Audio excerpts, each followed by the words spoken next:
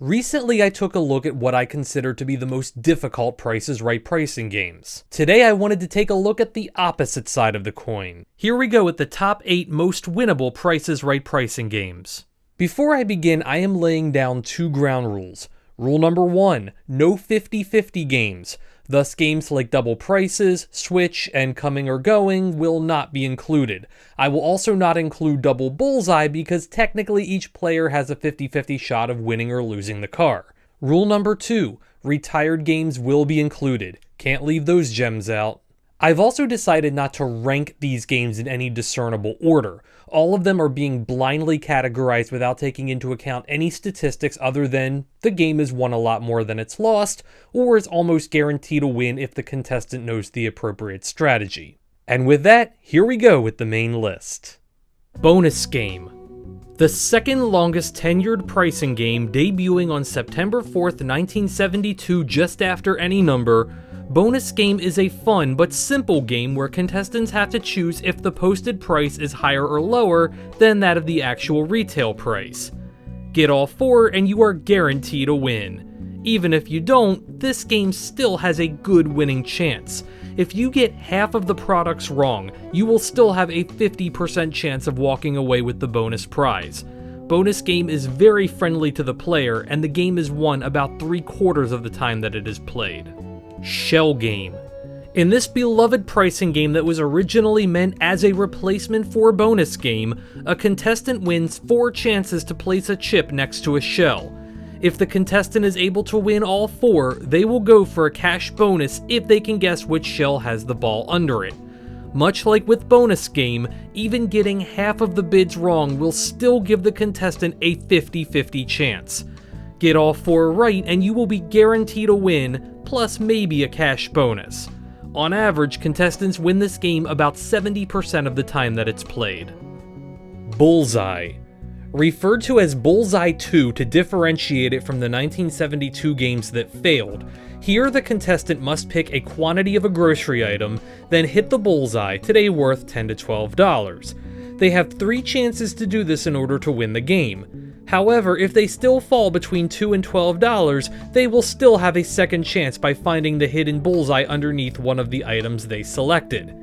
If the contestant still hits the target all 3 times, they have a 60% chance of finding the hidden bullseye, followed by a 50% chance, and then a 33% last-ditch effort chance. Overall, Bullseye has an incredible win percentage of 81%. Pick a pair. A simple game where a contestant must pick a pair of products that have the same price. If you don't get it right away on the first try, you can try again, this time with slightly higher odds now that one pair has been eliminated. Select the matching pair and you win. Having 2 chances will give the contestant 40% odds in being able to score a victory in this game, and that's without any knowledge of the products at all. Pick a Pair gives away prizes 3 out of every 4 times it is played. Clock Game. One of the most popular games in Price is Right history, Clock Game is the classic game of bidding against the clock. The contestant must guess the price of 2 prizes, and if they can hit it on the head, they win.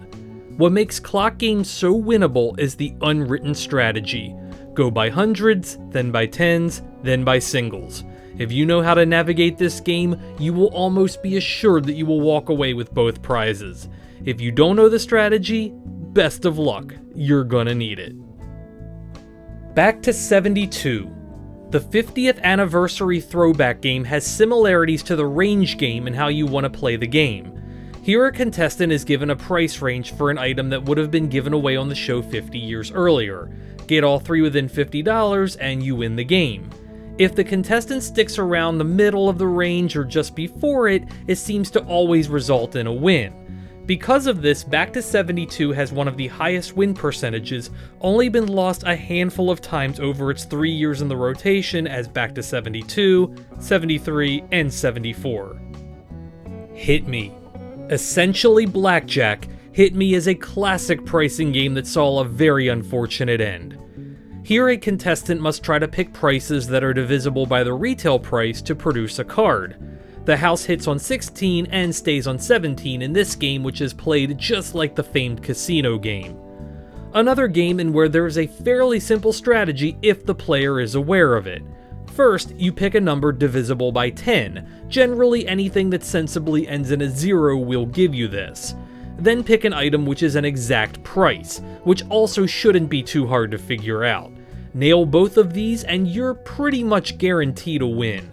I would love to see this game come back into the rotation at some point. Cliffhangers. Here, the mountain climber must climb the scale one step for each dollar amount the contestant is off on 3 products. Finish under 25 steps and the player wins a nice prize. This incredibly popular game might seem quite difficult, but it shouldn't be if the contestant abides by the 25, 35, 45 rule.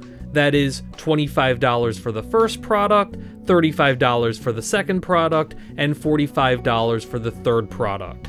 Stick to those numbers and the mountain climber will almost certainly never fall off the mountain.